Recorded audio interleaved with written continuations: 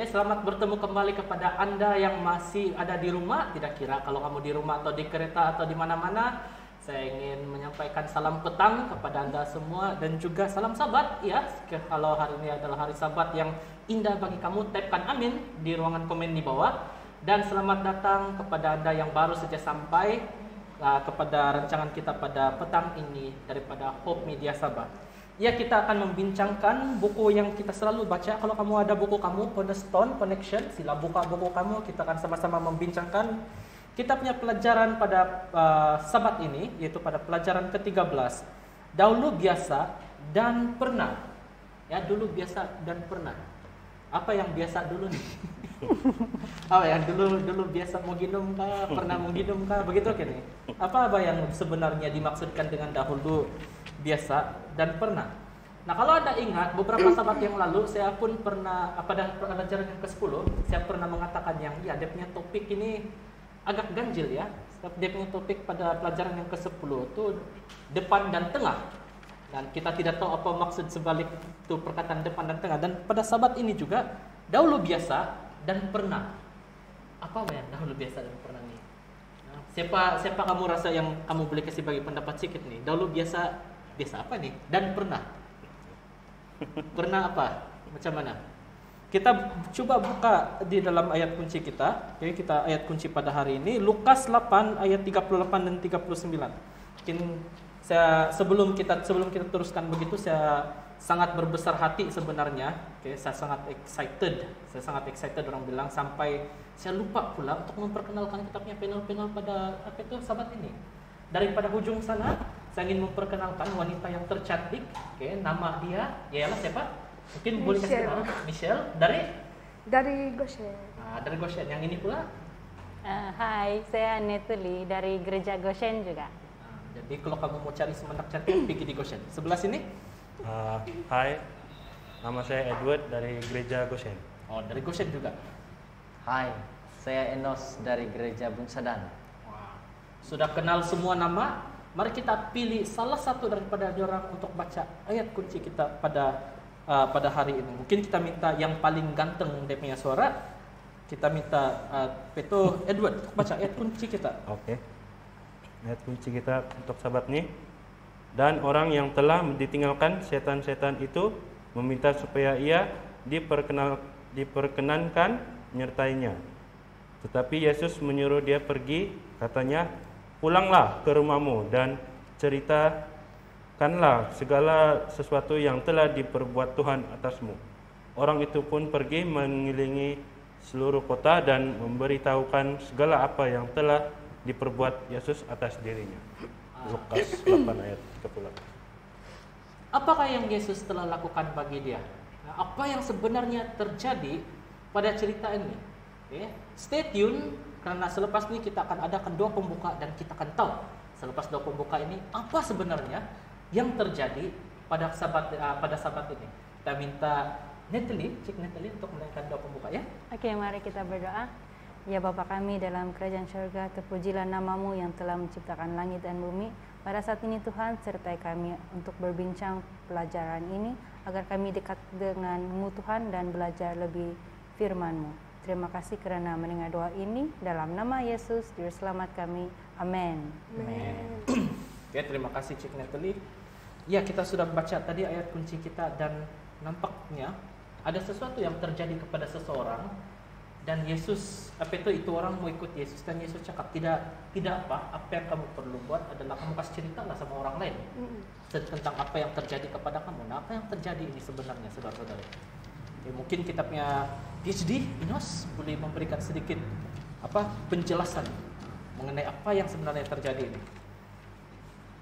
Terima kasih, moderator. Baik. Apa sebenarnya yang telah terjadi kepada orang ini? Kalau kita baca satu perikop tentang Lukas 8 26 hingga ke 39, ini berbicara mengenai Yesus mengusir roh jahat dari orang gerasa. Ternyata cerita kita hari ini menjelaskan kepada kita tentang Yesus sedang mengusir roh jahat yang ada di Gerasa.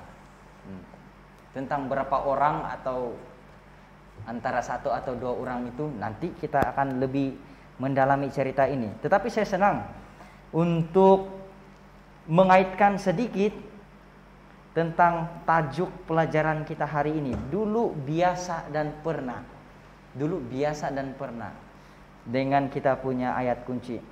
Dan ini terjawab di flashlight kita. Saya bantu bacakan untuk flashlight kita. Boleh. Dengan kuasa ia memerintahkan supaya roh jahat itu keluar dari mereka. Perkataannya menembusi kegelapan pikiran orang yang malang itu.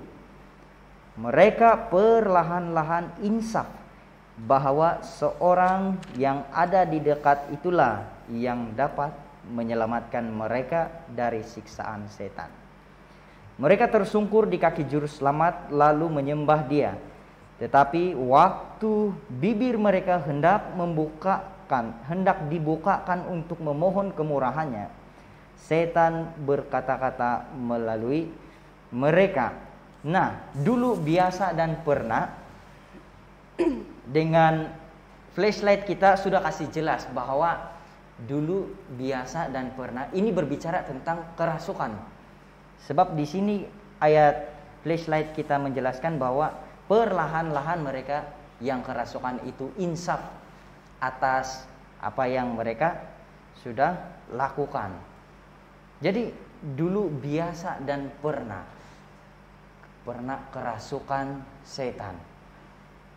Adakah di antara kita yang pernah kerasukan? Jadi biasa kerasukan. Dulu belum pernah, belum biasa. Nah, jadi kalau belum pernah, belum biasa. Apa dia? Pernah nampak. Pernah nampakkan? Kalau mengalami itu pernah. Ya. Iya kan? Nah, inilah sahabat-sahabat yang di rumah, buat kita juga semua. Inilah yang kita akan bahas hari ini. Dulu, biasa, dan pernah itu berbicara tentang yang orang di Gerasa kerasukan setan. Mungkin ada tambahan daripada ini, Cik Natalie. Oke. Ini kalau saya sudah baca ini Lukas 8, dia beritahu bahwa itu orang dia kerasukan sudah lama. Lepas itu dia tidak berpakaian. Jadi betul-betul lah dia ternampaklah yang kalau dari jauh lagi kalau kita nampak orang yang tidak pakaian kita sedia rasa takut sebab itu orang dia tidak waras kan. Jadi terlihat betul dia ini betul-betul kerasukan begitu. Jadi apa yang saya punya pendapat di sini, dia ada setan di dalam dia dan dia pun coba untuk menyembuhkan diri dia pun mau coba kasih keluar kan. Iya, betul. Di sanalah dia terjumpa si Yesus. Dia nampak, dia berusaha, tapi itu setan makin kuat di dalam diri dia tuh kan. Betul. Ya, saya rasa itu adalah poin-poin yang sangat penting juga yang kita pelajari. Dia bukan setakat dia dirasuki, dia coba untuk melawan kerasukan dia. Macam juga dalam kehidupan kita pun ada benda buruk juga dalam diri kita dan kita coba untuk mau keluar kan. Kita coba untuk mau berhenti, tapi tidak. Tidak. Ada di antara kita yang mempunyai cabaran-cabaran tertentu. Tapi dalam konteks ini, dalam kita punya cerita, kerasukan adalah sesuatu yang dinyatakan di sini dan dia akan menjadi background bagi pada cerita kita. Kita teruskan dengan Inos. Mari kita pergi inti cerita kita. Di dalam Lukas 8 ayat 26 sampai 39. Jadi di ayat 26 saya bacakan secara cepat. Lalu mendaratlah Yesus dan murid-muridnya di tanah orang Gerasa yang terletak di seberang Galilea. Nah, kita mesti tahu dulu nih, situasi dia ini apa nih sebenarnya. Kalau kita lihat perikop sebelumnya, memang cerita dia ini disebabkan Yesus sudah penat lelah melayani di Galilea.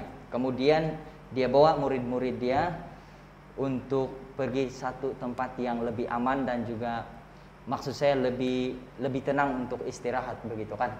Jadi dia bawa murid-murid dia naik perahu pergi di seberang danau Galilea, tepatnya di mana? Di Gerasa di sini kan disebut di ayat 26 ini. Nah, tapi sepanjang perjalanan untuk pergi ke Gerasa terjadi satu bencana di mana ada angin ribut kan? Di sana angin ribut, taufan, kemudian di sana menggoncangkan iman daripada murid-murid Yesus. Tapi Tuhan bilang sama angin ribut itu, diam dan tenanglah. Lalu tenang. Jadi bencana ataupun masalah pertama mereka sudah lalui, selesai. Setibanya mereka di Gerasa, ada lagi masalah yang lebih besar. Nah, jadi lebih besar masalah dia ini, masalahnya adalah dia nampak ada orang. Saya sambung di ayat ke-27. Ikuti ya. Setelah Yesus naik ke darat, datanglah seorang laki-laki dari kota itu menemui dia. Orang itu dirasuki oleh setan-setan dan sudah lama tidak berpakaian dan tidak tinggal di dalam rumah, tetapi di dalam perkuburan.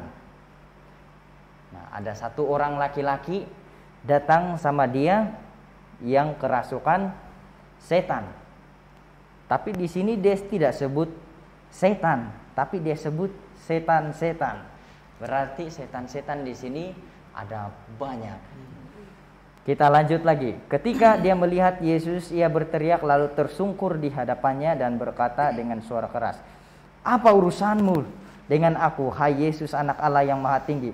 Aku memohon kepadamu supaya engkau jangan menyiksa aku." Inilah kata-kata yang dikeluarkan oleh setan-setan itu. Ia berkata demikian sebab Yesus memerintahkan roh jahat itu keluar dari orang itu.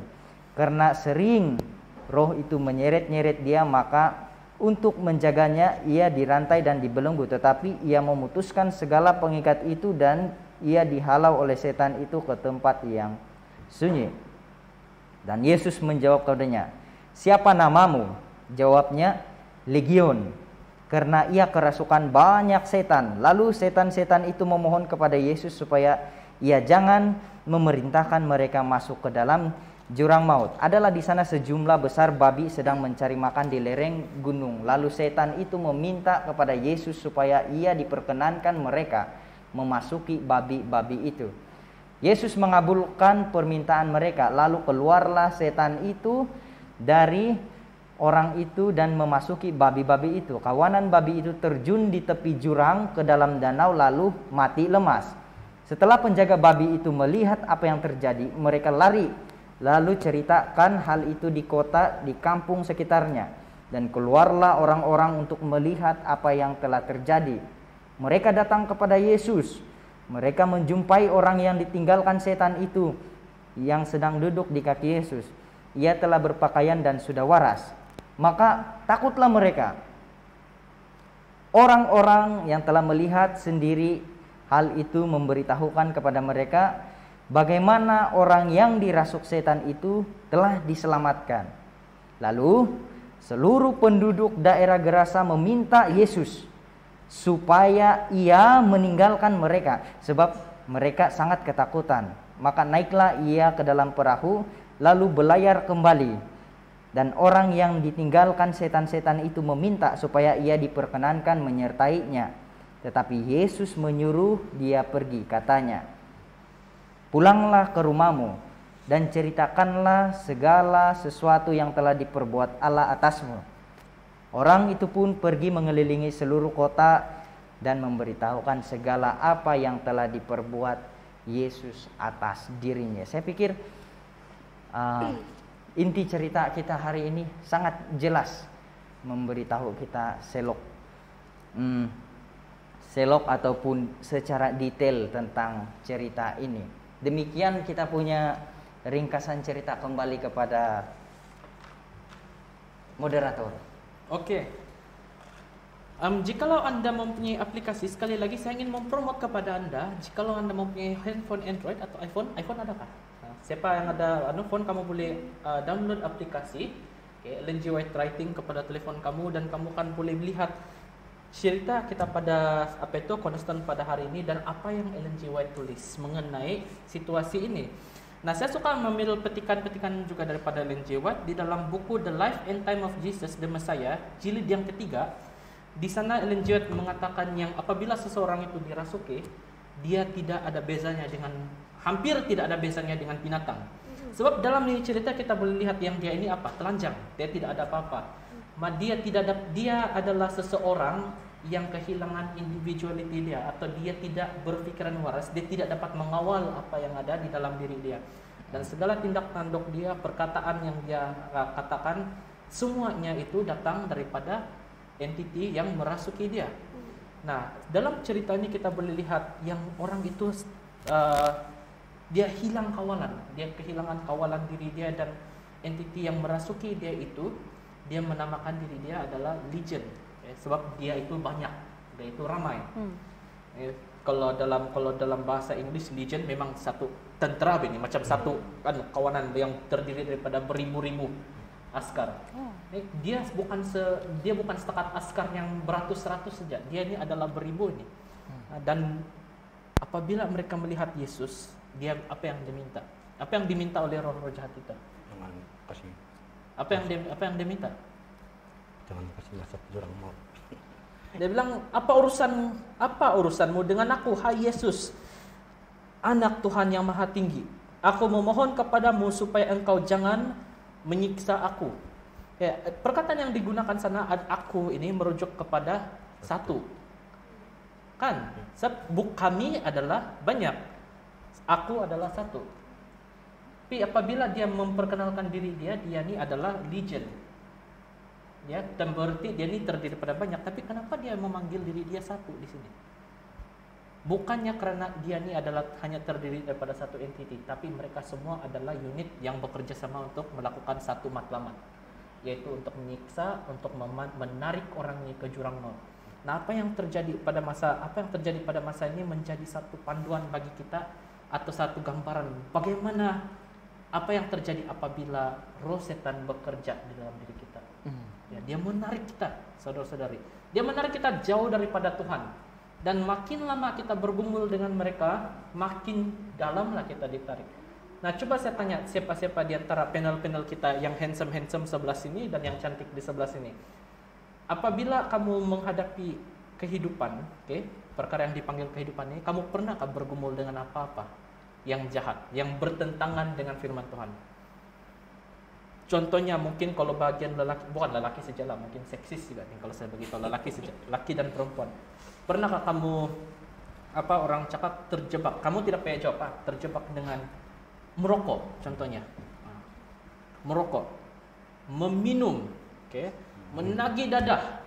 Ini cerita kita pada sahabat ini, dia tidak cuma apply takkan mau tunggu kena rasuk sejak baru kita mau tunggu ada Tuhan mau datang kan. Nah, dia tidak apply kepada apabila kita kena rasuk saja. Dia juga apply kepada apabila roh jahat berkuasa di dalam diri kita untuk menjauhkan kita daripada Tuhan. Jadi meminum minuman alkohol sampai mabuk, ya.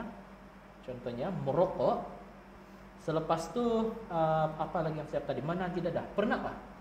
Tidak payah jawab Pak. Mungkin ada di rumah sana yang terasa yang kenapa dia cakap pasal saya ya?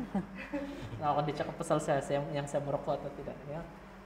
Saudara-saudari, inilah yang terjadi dalam ini cerita. Orang ini meminta tolong, dia betul meminta tolong, tapi tidak ada yang dapat tolong dia, dan dia berjumpa dengan Yesus dan dia dilepaskan. Saya rasa ada di antara kita, termasuk saya sendiri, yang mempunyai tabiat buruk dulu. Kita semua ada masa lampau, kita semua ada cerita masing-masing kan. Jadi kalau saya tanya setiap satu kamu, kamu tidak payah bagi tahu saya dengan terperinci apa yang sebenarnya terjadi atau apa tabiat buruk kamu itu. Tapi bagaimanakah kita apabila kita berhadapan dengan situasi seperti ini memanggil kepada Yesus? Mungkin kita boleh mulai dari sini setelah dulu. Macam mana kau berpaling kepada Yesus pada saat-saat kau susah? Adakah kau berdoa saja atau macam mana? Saya pernah mengalami hal-hal yang sulit dalam kehidupan saya. Tetapi saya ada dua pemikiran. Satu, saya buat ikut kekuatan diri saya sendiri. Dan terakhir saya ikut jalan Tuhan. Jadi saya punya satu situasi dulu waktu zaman sekolah. Saya tidak sebutkan ini situasi apa, tetapi saya coba menyelesaikan situasi itu menurut kekuatan saya sendiri kan, tanpa berdoa, tanpa datang kepada Tuhan. Saya pikir itu berjaya, tapi ternyata itu tidak berjaya dan membuat hidup saya semakin rendah dalam segi akhlak maupun rohani saya. Tetapi saya bilang sama Tuhan, ini kedua sudah kan, saya datang sama Tuhan. Sebab yang pertama saya tidak datang sama Tuhan, saya coba itu sendiri, menurutnya kekuatan saya sendiri. Tapi yang kedua saya datang kepada Tuhan, saya minta maaf, saya berdoa, dan juga melakukan apa yang saya pikir benar di mata Tuhan. Saya berpuasa dan akhirnya saya dapat menanggulangi situasi sulit saya itu, dan puji syukur saya masih sehat sampai sekarang, masih kuat dapat melayani Tuhan. Terima kasih. Macam mana kita punya handsome bro sini? Kalau saya pengalaman sendiri, pasal saya tidak saya selalu ikut doa lah. Kalau doa saya selalu tegurlah saya jika saya silap. Itulah doa saya. Jadi situasi saya kesehatan lah. Dan bila saya tidak insaf, maksudnya kita tidak buat dan jangan buat lagi. Kalau kita buat lagi tapi kita mengaku tidak buat, itu bukan insaf kan. Jadi itulah saya buat. Saya tidak buat, saya cakap saya tidak membuat, kejap lagi saya buat sudah. Jadi doa saya selalu tegurlah, untuk saya senang hatilah, tapi saya tidak tahu tegurlah, dan teguran Tuhan dia bagi teguran dari kesehatan lah, kesehatan memang, dan lepas teguran itu memang saya tidak berani sudah. Semua dari doa sajalah kalau saya. Jadi macam yang kau minta petanda ini. Kalau sudah tolong kasih tunjuk saya petanda yang saya sebut itu salah atau tidak. Dan Tuhan betul-betul bagi petanda. Dan tidak berani lagi. Ya kalau dari segi itu kan saya pun mau kongsi juga. Dulu saya selalu mencoba Tuhan ya. Tapi saya kan masih lagi muda dulu. Biarpun masih muda sekarang. Saya budak-budak remaja kan, saya selalu buat begini sama Tuhan. Saya tahu saya salah dalam bagian ini, saya tidak sudah buat sekarang lah. Tapi dulu saya selalu buat begini. Time hujan saya paling suka buat macam ini. Saya tanya kepada Tuhan, Tuhan apa yang saya patut buat? Dan saya bagi Tuhan dua pilihan. Adakah saya patut buat ini atau saya patut buat ini? Tapi saya akan bagi selang masa tuh. Contohnya, kalau masa mau pilih university dulu, mana mau belajar? Tuhan, patutkah saya mau pergi sini university? Terus kalau time hujan tuh hujan saya. Kadang-kadang kan bagi saya petanda di mana university saya mau pergi. Perlukah saya pergi university ini? Pak, bilang kan ada kena kilat saja, terus itu yang saya ambil. Dulu kan memang saya macam gitu lah. Jadi kadang-kadang kan saya sentiasa minta petanda daripada apa-apa yang berlaku di sebelah sini. Kalau di jalan raya, kalau ada kereta merah limpas, saya pergi makan hari ini. Kalau tidak, bagus saya stay di rumah saja. Dalam 10 menit itu tengok kalau ada kereta limpas atau tidak. Selalu mencoba Tuhan macam gitu. Tapi ya itu cuma serba sedikit mengenai diri saya dan masa lampau saya. Macam mana pula dengan kamu? Apabila kamu bergumul dengan masalah kamu di masa lampau, atau bergumul dengan kamu punya masalah pribadi lah, tidak payah ceritakan. Macam mana kamu berbalik kepada Tuhan? Sebab saya yakin ada di antara orang di sana yang mungkin ada masalah orang sendiri. Mungkin bukan merokok, mungkin bukan alkohol, mungkin bukan dadah, tapi lain lagi. Dan orang tidak tahu macam mana mau balik kepada Tuhan. Macam mana supaya Tuhan boleh bantu orang. Coba kongsikan sedikit. Si Michelle, menekan yang paling comel di sebelah sini. Kita sebagai manusia kan memang selain kita hidup dalam dunia, kita tidak akan lari. Kita tidak dapat lari dari mengalami masalah. Tidak kira masalah yang besar atau kecil. Jadi begitu juga dengan saya. Saya pun ada mengalami situasi yang betul-betul buat saya hilang arah sudah. Memang sepertinya kalau kita tidak tahu, kita tidak tahu bersama selesai masalah, kita kadang pergi dengan Tuhan. Tapi time itu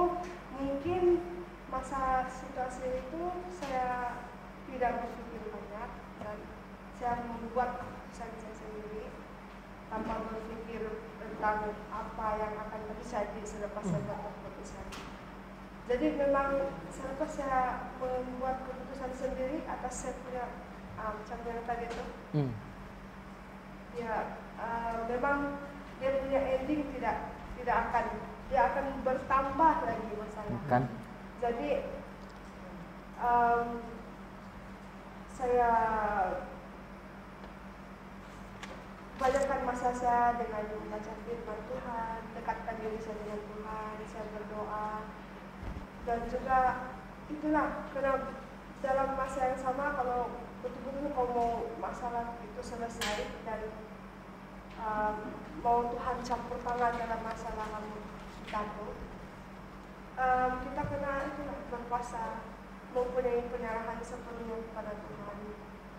Jadi itulah cara saya untuk menyelesaikan masalah itu. Mesti berpandukan dengan kehendak Tuhan, apa yang Tuhan mau, dan biarlah Tuhan campur tangan dalam masalah. Amin. Oke, mungkin last Nep. Macam mana kalau kau ada tabiat buruk? Tidak langsung tidak ada tabiat buruk ini. Ya, kalau saya pula pengalaman saya sendiri, saya ini jenis yang suka bertangguh-tangguh dalam sesuatu perkara. Contohnya, saya punya kerja assignment university, dia keluar soalan 3 bulan awal. Contoh sekarang adalah bulan ini dia keluar soalan dan dia akan tarik tamat 3 bulan akan datang. Saya sudah printing itu soalan, saya sudah sedia, tapi saya tidak mengerjakan, saya tidak siapkan itu pun. Baca soalan sekadar itu dan oke, nantilah bikin. Bulan kedua belum bagi saya mulakan, masih sikap saya bertangguh-tangguh. Bulan yang last ketiga baru sana saya mau bikin dan saya pilih tarik yang 2 hari mau dekat se-expire tuh assignment baru saya bikin. Di sana saya bilang kan, kenapa sih diri saya macam ada sifat bermaharajalela yang sikap ini nanti bani last minute baru saya ada ide yang paling bernasu gitu saya bilang. Terus kan dan assignment saya siap juga. Kadang markasnya yang ngam-ngam lulus, kadang bulilah yang gitu. Jadi saya berpikir dalam diri saya, setiap semester pertama, kedua, dan seterusnya, begitu saya bilang, kenapa sih ini? Apa yang saya terdorong, apa yang saya perlu bikin? Saya ingin keluar dari sikap yang suka last minute lah, itulah nantilah saya bilang. Terus apa pula dengan saya kalau macam saya mau ada keinginan untuk membaca Alkitab setiap malam gitu, sama juga. Baca sekejap, oke, nantilah. Mau pergi Alkitabnya. Pembacaan Alkitab pun terbawa-bawa nih tabiat. Terus baca sekejap, terus oke nanti.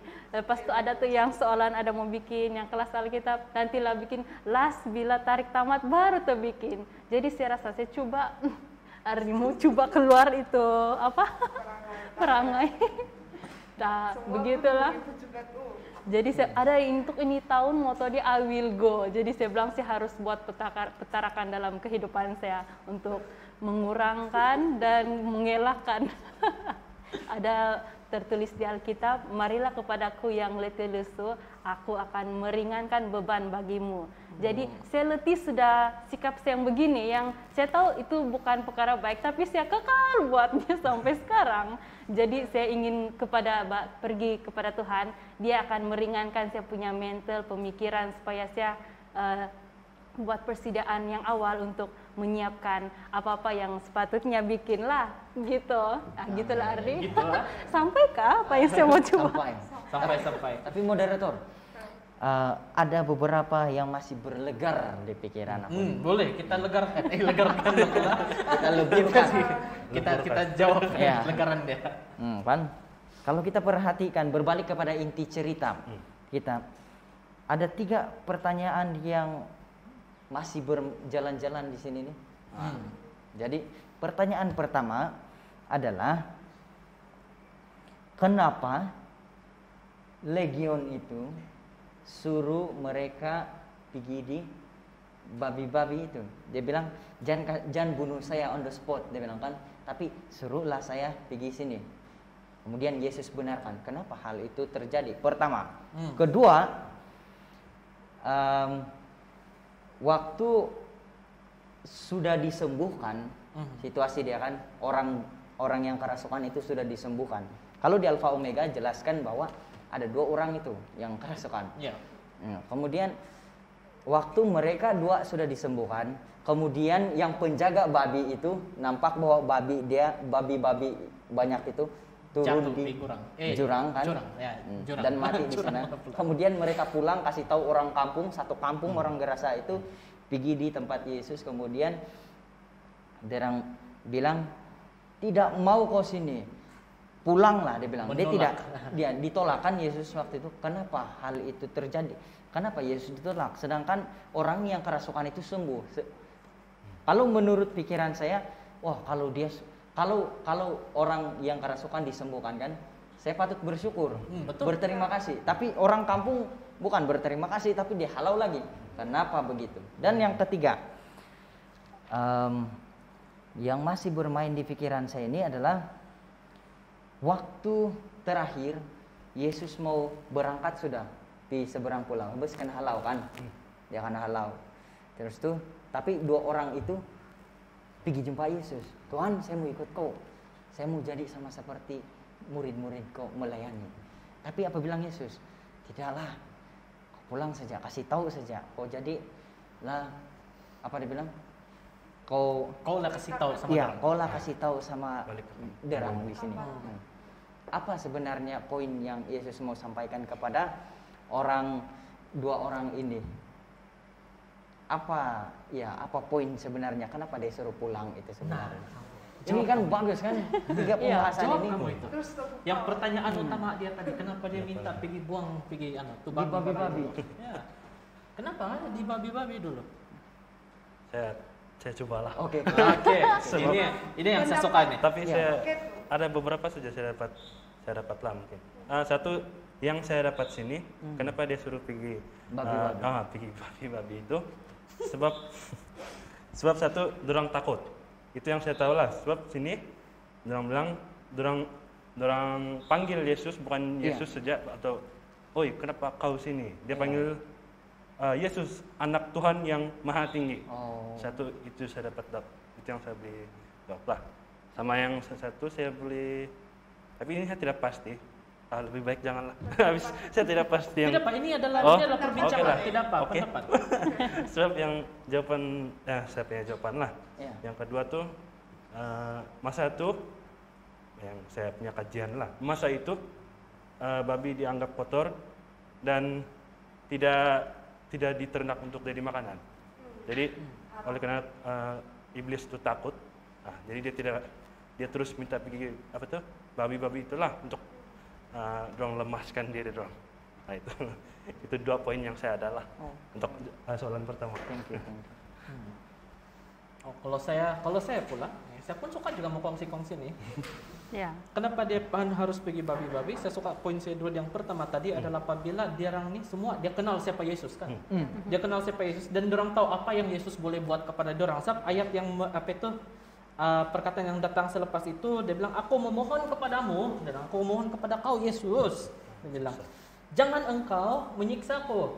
Sebab dia tahu yang Yesus ni boleh menyiksa orang kalau Yesus mau. Betul, dia memohon untuk jangan disiksa.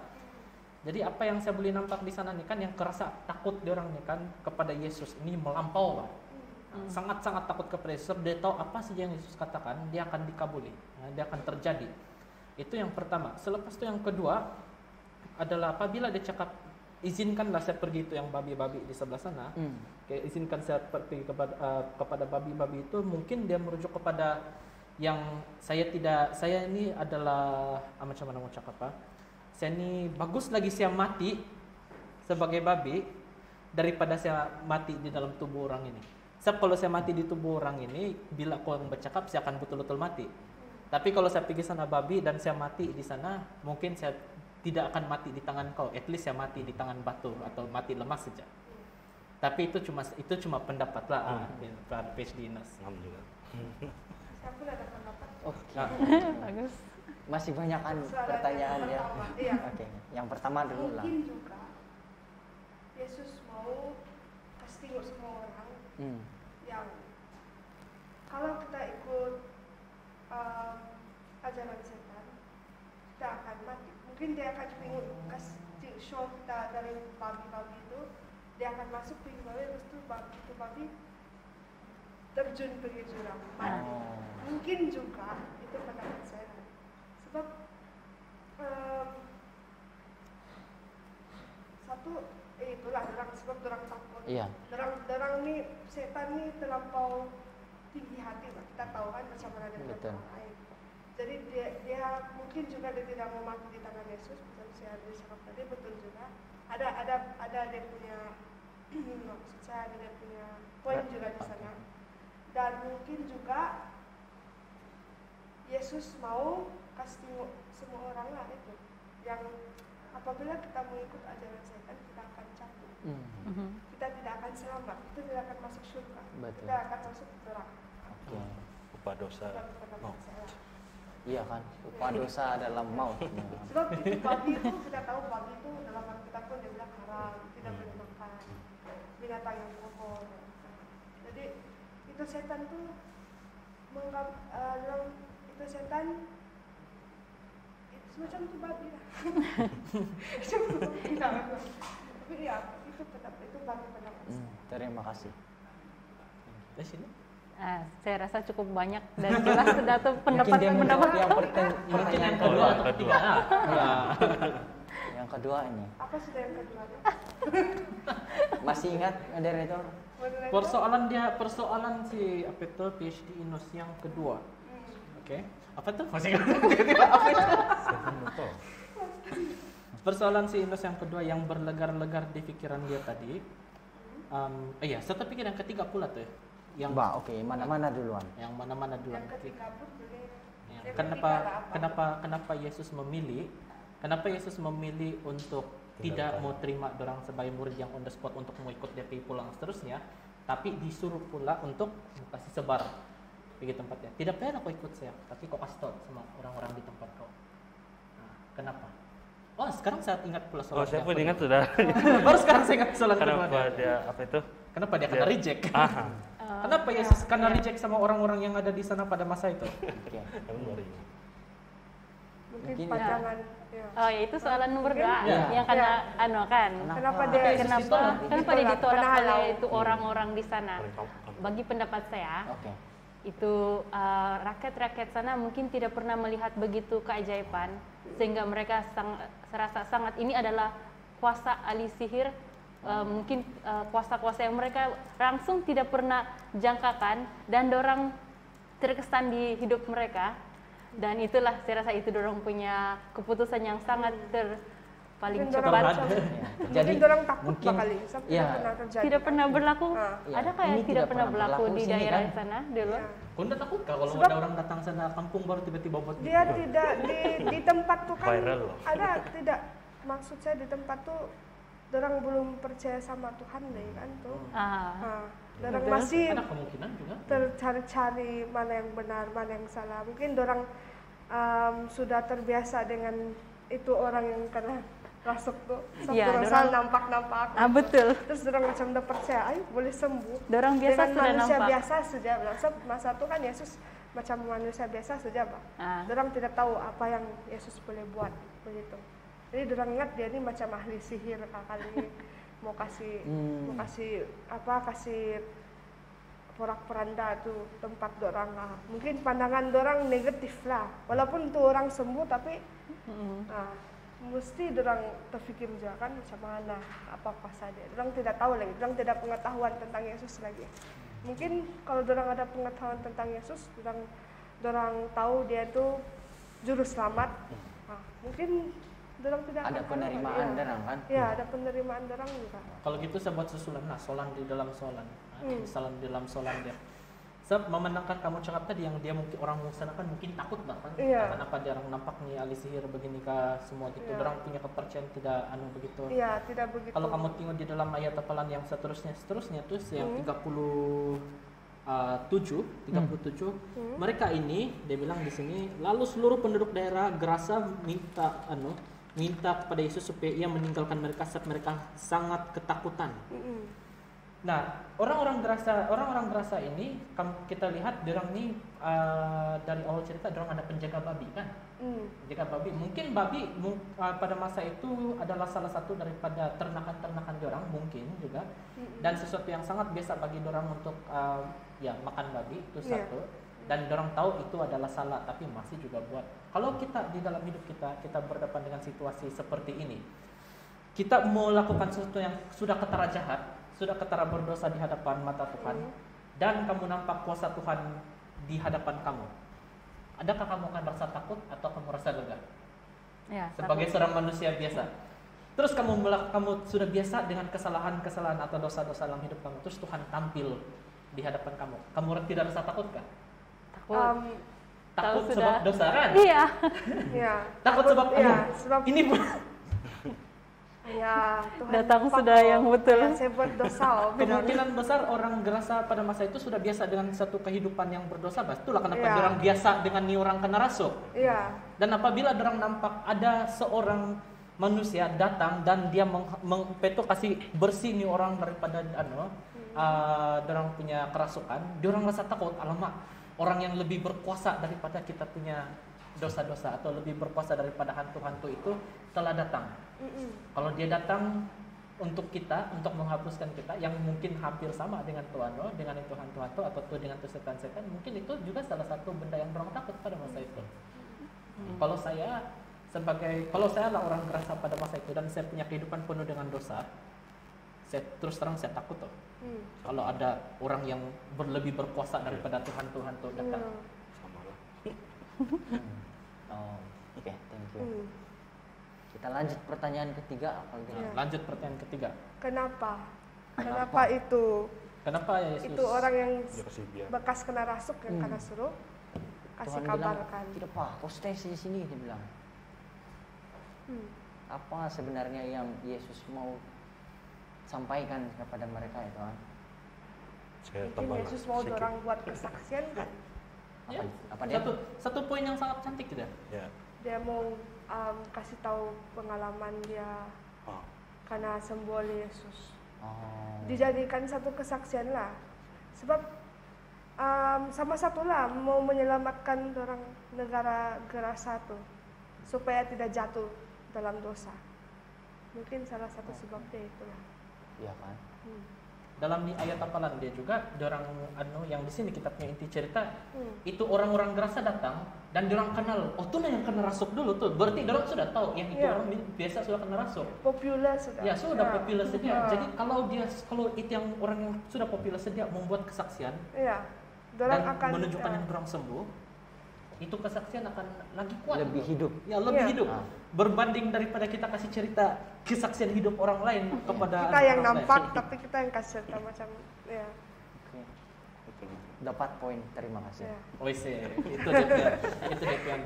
Jadi saya nampak di sini nih kan pergumulan atau pertanyaan-pertanyaan yang sangat bagus telah diutarakan tadi. Jadi saya mau tanya kepada setiap satu kamu.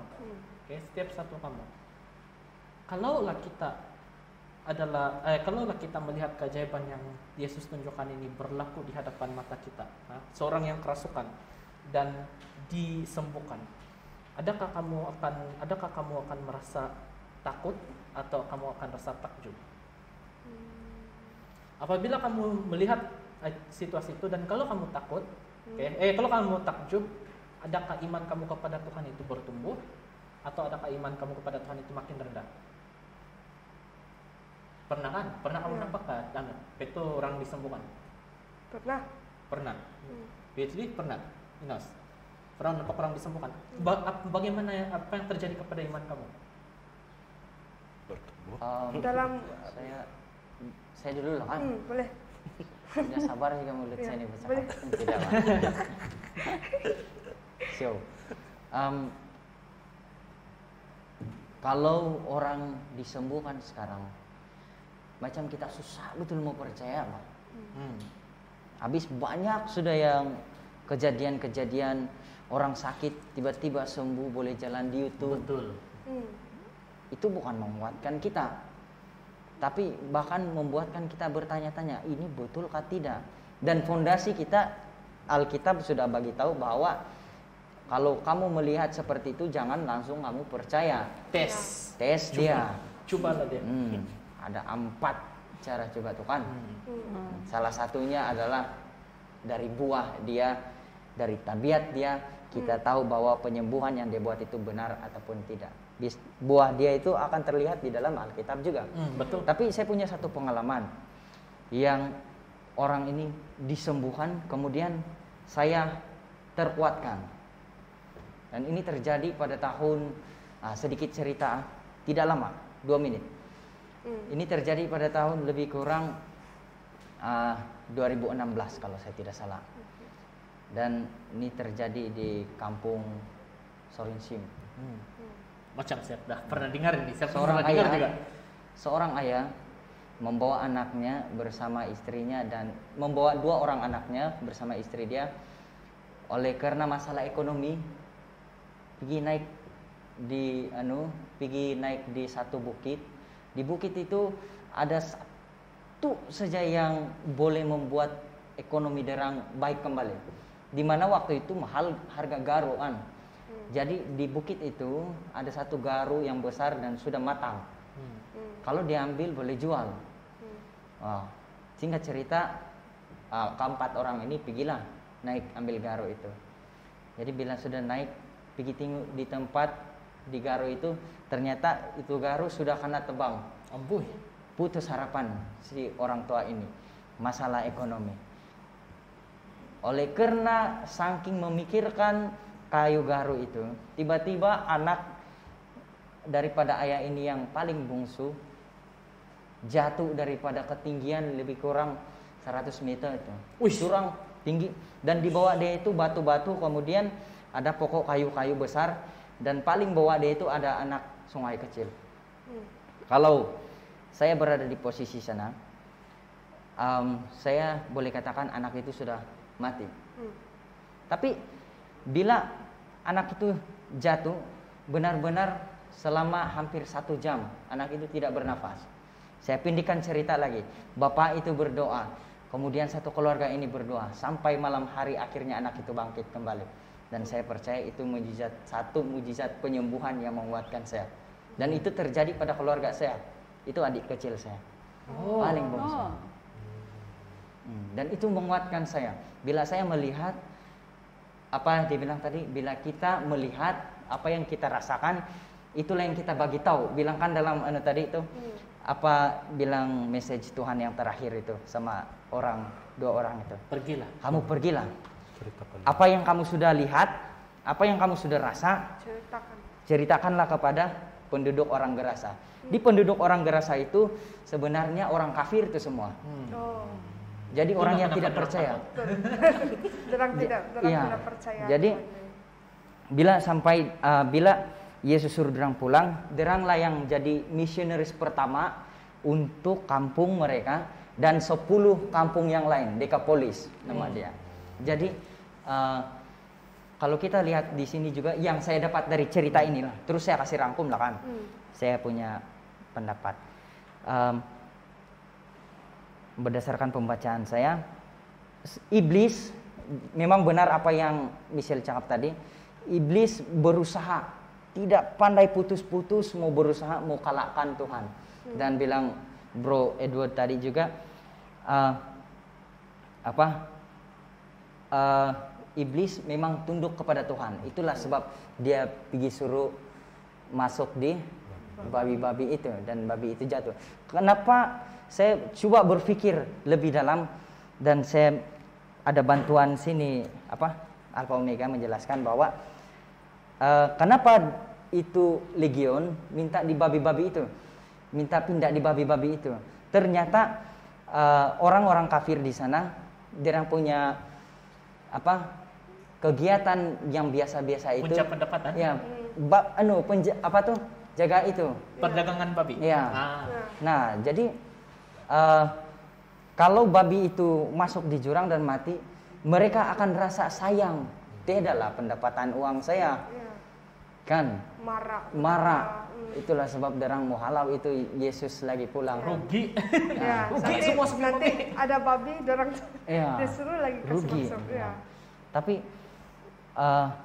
Saya sangat terkesan dengan pelajaran sekolah Sabat hari ini yang memberitahu kepada saya dan kita semua serta yang di rumah bahwa di antara peperangan iblis dan juga Yesus sentiasa di atas. Penciptaan tidak dapat melawan pencipta. Itu yang pertama yang saya dapat daripada pelajaran ini. Kedua, seberapa besar pun usaha iblis untuk menghalang penginjilan di suatu tempat, macam di Gerasa kan, iblis menghalang supaya Yesus tidak dapat masuk di sana. Memang Yesus tidak dapat menginjil di sana tuh Gerasa, tapi dia kirim 2 orang. Jadi seberapa besar pun iblis punya usaha untuk menghalang penginjilan Yesus Kristus, tidak akan pernah rancangan Yesus itu tergagalkan. Terima kasih. Itu yang saya dapat. Amin. Itu dari saya. Kalau kita tengok secara lebih mendalamkan, saya suka apa yang dia bagi tahu tadi. Oke, kalau kamu tertanya-tanya macam mana dia tahu ada 10 kampung, kamu baca di bahagian tahukah Anda?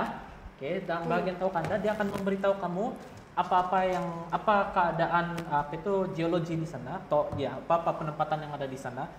Dan kalau kita tengok dia dengan lebih dalam kan, tidakkah dia sesuatu yang sangat menakjubkan? Si Inos cakap tadi, dia bilang Tuhan mengantar apa? 2 ini menjadi missionary pertama di tempat ini. Dan apa yang terjadi? Apa yang terjadi kalau kamu boleh baca di tahukah Anda? Apa yang terjadi? Orang-orang yang ada di sana, banyak di antara orang, bukan di tahukah Anda, kita ada di sebelah belakang lain berhubung kepada kehidupan. Dia memberitahu yang ada banyak orang yang bertobat. Ada banyak orang yang memilih untuk mengikuti Tuhan selepas itu. Hanya daripada berapa orang? 2 orang yang pernah dirasuki. Tengok berapa besarnya kesaksian diorang yang dulunya diorang populer sebab diorang kerasukan. Sekarang diorang populer apabila diorang sudah disembuhkan. Sebab kenapa? Diorang sudah tahu, ada lagi yang lagi kuat pula dari ini. Nah, rupa-rupanya kita sudah mengikuti sesuatu yang salah pada suatu masa dahulu. Sekarang sudah sampai masanya untuk kita berbalik kepada apa yang benar. Nah, saudara-saudari, kalau ada kamu di rumah sekarang sedang bergumul dengan kamu punya masalah-masalah, bergumul dengan setan-setan kamu, mungkin bukan dalam bentuk roh jahat saja, dalam bentuk tabiat-tabiat yang buruk, ya saudara-saudari. Kita tinggal si Natalie punya tabiat untuk mau tangguh tadi. Minta apa kita guna itu sebagai satu contoh. Pengalaman. Dia sesuatu yang sangat kecil, kecil kan, mau tangguh saja betul. Tapi adakah penangguhan itu memberi kesan kepada rohani dia kepada Tuhan? Memberi kesan. Iya. Nanti lihat baca Alkitab, nanti last minute lah betul kan. Silap-silap kita bawa-bawa untuk kedatangan Tuhan yang kedua kali. Nanti lah betul yang dikat-dikat saya mati baru saya mau. Nah, dikat-dikat tua baru saya mau. Siapa tahu?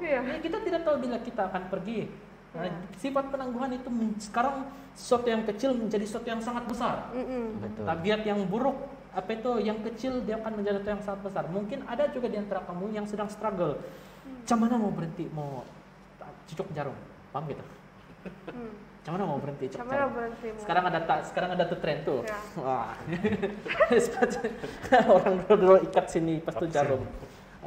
Sekarang pula ada satu tabiat baru, tren baru tuh. Tapi bukan vaksin, itu yang apa orang bilang heroin gitu, isap gam, itu gitu, yang jarum ada.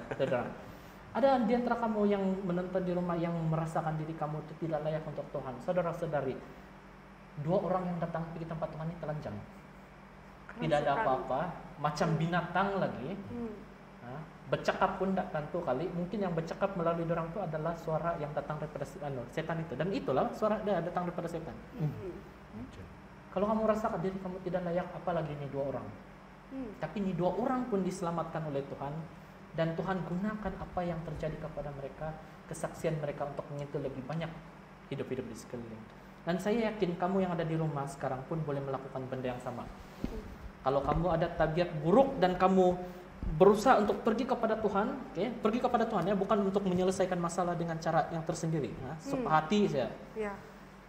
Pergi kepada Tuhan, kita berbalik kepada firman Tuhan yang telah disampaikan di sini dan kita berjaya macam kitabnya Bro Edo tadi, bertobat, kita berjaya bertobat, insaf. Jadikan itu sebagai satu kesaksian untuk orang lain. Saya yakin dia akan menjadi satu senjata yang kuat untuk melawan setan. Betul. Nah, saya jangan menjadi senjata yang kuat. Mungkin saya boleh bagi kamu sedikit kesaksian, sedikit saja, pendek, mungkin 2 menit macam yang Sinus cakap tadi. Ya, dulu saya macam mana mau cakap nih ya?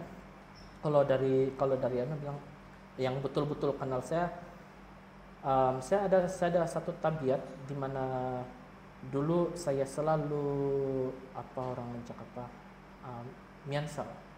miansau dan tabiat marah saya masa itu bukan alang-alang. Panas parah. Ya, saya memang panas marah ini. Saya memang Boleh panas nampak. marah. Boleh nampak. Masih ada sampai sekarang. Masih ada sampai sekarang. Nah, ada orang yang betul-betul kenal saya daripada kecil kan, terutama childhood friend, orang yang besar satu kampung sama saya. Orang memang tahu saya memang panas baran dulu. Nah, dulu. Sekarang saya sedang terapi. Saya betul-betul coba berbalik kepada Tuhan untuk menyelesaikan masalah ini. Dan orang yang kenal saya betul-betul, yang tahu saya kuat marah daripada kecil, bila orang nampak ini perubahan, orang rasa macam yang, wih, siok sudah pula aku sama-sama aku. Dulu bogoro sedikit sama aku kan, aku mau pukul orang, aku mau tumbuk. Nah, siok sudah pula mau bakawan sama aku sekarang. Jadi orang kan tertanya, apa yang mengubah kau? Itu pertanyaan selalu ada datang, apa yang mengubah kau? Jadi macam mana bakal lawan ini masalah kau nih? Jadi bila sebagai kesaksian yang firman Tuhan ini betul-betul mengubah hidup saya. Bila saya membuka, kadang-kadang saya berdoa dan saya buka aja baca nih sembarang, dan saya baca ayat yang pertama muncul, kadang-kadang dia menjawab kepada masalah hidup saya. Betul. Ya, itu yang saya heran. Bila kau minta Tuhan, saya tidak tahu apa saya mau buat hari ini, kau bagi saya apa yang saya patut tunjuk. Dia memang satu tabiat yang saya ada daripada dulu, dan saya buka dan saya baca. Kadang-kadang bukanlah kadang-kadang, lebih 50% masa itulah jawaban kepada masalah saya. Dan saya rasa, oke lah. Kalau ini terjadi pada masa dahulu dan saya boleh terapkan sekarang, saya rasa boleh juga. Dan itu setan benci.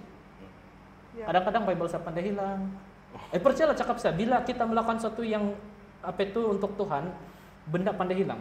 Benda akan terjadi di rumah kau dan kamu akan rasa itu dorongan setan makin kuat di sana. Ya, bila saya coba untuk mau kasih lepas marah saya, dia akan hantar lebih banyak untuk mau kasih marah saya. Percayalah, bila kamu coba untuk bertobat saudara-saudari, pergi kepada Tuhan, sanalah, tarikan itu tidak alang-alang. Jadi bersedialah daripada sekarang, kalau Anda ada hati untuk bertobat, bersedia bukan karena kamu akan gagal. Bersedia karena kamu akan percaya. Bersedialah untuk menang di garis penamat itu. Bersedialah untuk meraihkan kejayaan kamu bersama-sama dengan Tuhan. Bersedialah untuk memberitahu orang lain akan kejayaan kamu. Jadi coba saya tanya satu persatu panel kita sebagai pengakhir terkait perbincangan. Satu persatu panel kita ya. Kita mulakan daripada Sinus. Dulu biasa, pernah, sekarang tidak lagi. Itulah yang perlu kita katakan dalam pribadi kita. Kalau dulu saya begini orang saya yang dari negatif, sekarang ketika Tuhan baharui saya akan jadi yang ini. Itulah yang paling penting dalam hidup kita sekarang. Dan bagaimana supaya berubah? Hanya satu kuncinya, Roh Kudus tinggal di dalam hati kita. Terima kasih. Amin. Saya baru mau tanya itu apa yang poin utama yang kau dapat belajar? Kan pasti tanya. Bila Roh Kudus bekerja dalam diri, saya tidak payah tanya, dia jawab terus. Terus jawab betul. Ya. Betul. Oke, Edward, apa yang poin utama yang kau betul-betul mau kasih share kepada orang-orang yang sedang menonton sekarang? Jadilah garam dunia. Oke, jadilah garam dunia. Natalie. Simple. Ulang lagi tanya. Saya bukan macam Iya. Oke. Apa poin utama yang kamu boleh kasih keluar daripada sini dan kamu bagi kepada kita punya penonton? Apa yang kebiasaan dahulu, jika kamu merasa itu adalah tidak baik untuk diri Anda di masa hadapan, Anda perlu cepat-cepat untuk mengelakkan itu dan harus lari kepada Tuhan. Cara lari kepada Tuhan, Anda tahu sendiri bahwa doa itu adalah doa yang terbaik untuk Anda dekat dengan Tuhan. Berdoalah setiap hari, meskipun kamu tidak tahu apa mau cakap, tapi kamu coba bercerita dengan Tuhan.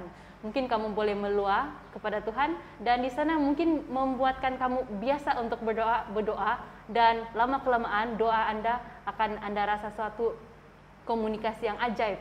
Dan di sini dibilang pernah, maksud dia, oh saya sudah mengalami situasi yang sangat terendah dalam kehidupan saya. Dan saya tahu itu adalah macam mana perihnya dan apa yang akan impak di dalam diri saya. Dan apa dahulu, biasa, dan pernah. Di sana kita tahu apa yang terjadi dalam kehidupan, kita boleh datang kepada Tuhan. Tuhanlah jawaban dalam segala hidup kita. Amin. Oh, Michelle, kasih lontar apa yang kamu mau sampaikan kepada kita punya penonton? Saya punya poin ini ringkas saja. Ringkas. Boleh. Bebas, oke. Jangan berlengah lagi. Ya. Dari sekarang lah kita akan dekatkan diri kita Betul. dengan Tuhan. Sebab Jangan kita tunggu. tidak tahu bila kedatangan Dia yang kedua kali. I will go. Amin. Amin. Amin. Ya, itu yang saya suka betul. Satu poin yang paling penting yang Sinus ada sebut tadi, yang saya betul-betul suka. Tapi saya sengaja last ini baru saya mau kasih tahu. Ya. Oke. Last ini kenapa saya baru saya begitu. Apabila Yesus meminta dorang untuk pergi, adakah dorang masih berkeras mau ikut Yesus atau dorang pergi? Dorang pergi. Jadi saudara-saudara, kalau kamu ada di rumah sekarang, di kereta atau di mana-mana saja, di luar, di bawah pokok sekarang, jaga PKV, itu satu. Jaga SOP kamu. Kedua, kalau kamu rasa terpanggil untuk bertobat, terpanggil untuk kembali kepada Tuhan, jangan berlengah lagi, seperti yang sudah dikatakan tadi. Apabila Tuhan ingin menghantar kamu untuk melayani, katakan seperti dua orang yang sudah disembuhkan daripada kerasukan ini. I will go. Nah, dan bersamaan betul dengan kita punya tema pada pada tahun ini kan? Pada tahun ini. Ya. Kita semua apabila kita dipanggil, kita dicawar, kita diminta untuk melayani, jangan kita tunggu-tunggu, jangan kita bagi banyak alasan. Saya tidak pandai bercakap macam si Musa. Betul. Jangan kita bagi banyak alasan. Si Bro Edward di sini, ya, dia ada mungkin yang bagi kamu yang tidak tahu, dulu dia adalah seorang yang sangat pemalu, tapi sekarang Ya. ya, sekarang dia ada di sini menyampaikan, berkongsi dengan kamu apa kesaksian mengenai diri dia. Jadi kalau kamu sudah dipanggil, jangan berlengah. Ya. Datanglah kepada Tuhan. Jadi itu saja pada pelajaran Cornerstone Connection kita pada sabat ini. Doa penutup kita akan minta berkat lebih daripada siapa yang kamu rasa. Saya rasa dia dapat connect sudah sama saya. Ya, PhD. Mari kita berdoa. Ya Tuhan kami, Allah kami yang bertakhta di sorga, kami sangat bersyukur atas pelajaran yang sangat indah kami dapat belajar di hari ini. Tuhan memberkati kami yang sedang menonton, mendengarkan pelajaran ini, dan memberkati sahabat-sahabat kami yang belum sempat juga mendengarkan rancangan ini. Buat kami yang ada di sini, Tuhan kiranya memberkati kami dimanapun kami berada, apapun yang kami lakukan setelah ini. Terima kasih ya Bapa atas kebaikan-Mu dalam kehidupan kami. Tuhan menjaga fisik, mental, sosial, terlebih kerohanian kami. Terlebih lagi di tengah-tengah pandemik seperti ini, kami mohon Tuhan, baharuilah kami melalui Roh Kudus-Mu, baharui kami, kerohanian kami, kehidupan kami di masa-masa yang mendatang. Terima kasih, memberkati keluarga kami juga. Inilah doa pengharapan kami Bapak, dalam nama Yesus kami mengucap syukur. Amin. Amin. Jadi saudara-saudari, jika Anda mempunyai sebarang pertanyaan, ya, kalau Anda mempunyai sebarang pertanyaan, komen ataupun pendapat-pendapat yang Anda ingin kongsikan, jangan lupa komen di bagian bawah. Jangan juga lupa tekan like dan subscribe. Dan yang paling bagus, kalau kamu boleh tekan butang share dan kongsikan kepada teman-teman kamu berkat-berkat yang kamu dapat pada sabat ini. Oke, itu saja daripada kami. Jumpa Anda pada sabat yang akan datang. Bye. Bye.